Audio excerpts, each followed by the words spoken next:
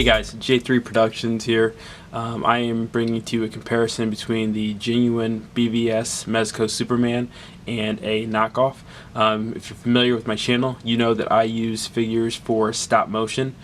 So what I usually do is I will get a knockoff because they're a bit cheaper, and it almost goes as my stunt double if I'm using it for a scene that I don't want to damage the figure. I do these videos so if you're getting into Mezco and the figures go up quite a bit in price after Mezco stops selling them, so you can know, one, how do you tell in somebody's listing if it's a genuine Mezco, and two, in the case of some of them, can you live with a knockoff? So that being said, this is not a figure review. There's so many people who have already done this so much better than I could in terms of the review, so I'm not going to be talking about every little detail, every little bit of articulation, every accessory. I'm really going to focus on the things that show the differences in what you get with the genuine and what you get with the knockoff. So let's go ahead and get started. The first place I'm going to start is with some of the accessories. So he comes with the Gotham City sewer lid that he tears up in the movie, and this one here is the knockoff, and this one here is the genuine. And that's one of the differences I was gonna say right there. The knockoff one does not stay together quite the same way that the genuine one does. And if you're looking, let me try and focus the camera in here. If you're looking at someone's picture of the real versus the knockoff, you'll be able to see that on the real it's a lot more legible in terms of the year. You can read that that's 1635. On the KO, not so much. Okay, the reason that the KO doesn't stay together as much, if you compare these two, you can see the mechanism for it sticking together sticks out more on the KO. So the KO's got a little bit different way. You can see you can't even see the connector piece until you turn it this way in the real one, and that one just fits quite a bit better. So that's kind of like the first way. If you're looking at a set, what does your sewer lid look like? Is it legible? How well does it fit together? Okay, that's kind of the first telltale sign. Another good way to tell them apart with the heads. Okay, obviously, as is known, usually, the face sculpts just aren't quite as good on the KOs. Okay, you get a lot more blemishes, obviously, and then it's just it's a fairer coloring on the KO than what you get on the official.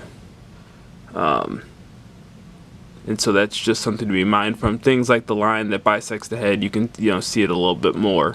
Whereas it's kind of, they do a really good job on the Mezco. Sometimes you can't even see it unless you're really looking for it. So, but I will say, on the heat vision eyes, okay, big difference here. And when I was looking and looking at sellers, this is one of the things I really paid attention to. The coloring around the eyes it extends quite a bit more. It's more vibrant, it's brighter. The yellow in the eyes is piercing, and you can tell in pictures just how far that extends versus on the KO it just looks like a little light pink brushed around the eyes. So that would be your big number two tell, I would say, in terms of what you're getting. Now let's go on to the figure itself, because that's really what it's about, right?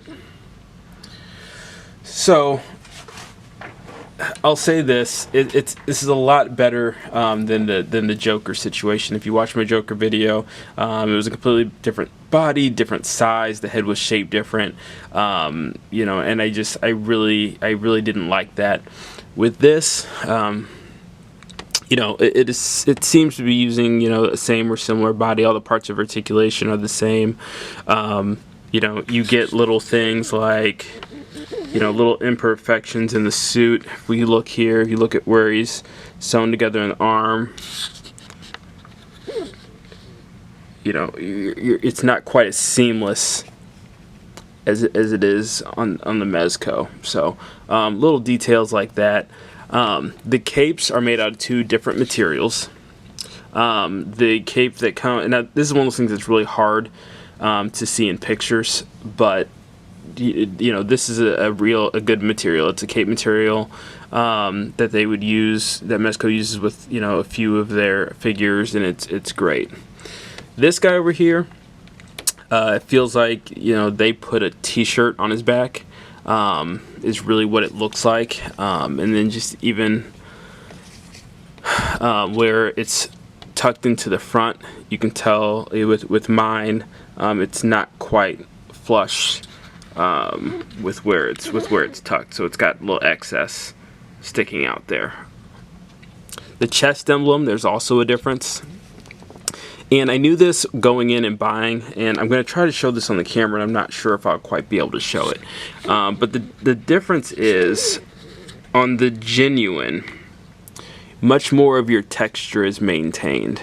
On the, it's especially true, it's I can see it on the red, but you can really also see it on the gold as well. The texturing is really prevalent on the genuine here.